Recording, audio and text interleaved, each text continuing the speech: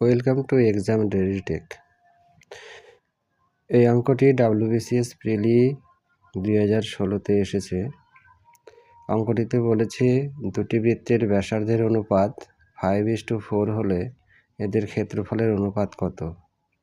আমরা বড় বৃত্ত আর একটা ছোট বৃত্ত এই হিসাবে ধরব।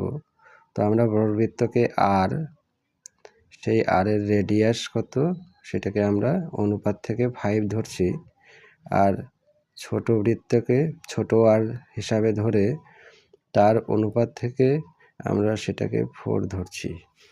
এখন এরিয়ার সূত্র অনুযায়ী বড় বৃত্তের ক্ষেত্রে তার সূত্র হবে পাই বড় আর স্কয়ার, আর ছোট বৃত্তের ক্ষেত্রে পাই ছোট আর স্কয়ার। এখন এদের অনুপাত বের করতে বলেছে, তাই আমরা রেশিও বা অনুপাত বের করতে গিয়ে এইভাবে লিখতে পারি, পাই বড় আর স্কয়ার ইসটু পাই ছোট আর স্কয়ার। এবার আর এর মানটা বসিয়ে দিতে পারি এখানে। আর এর মান বড় আর এর ক্ষেত্রে 5, তাহলে 5 স্কয়ার,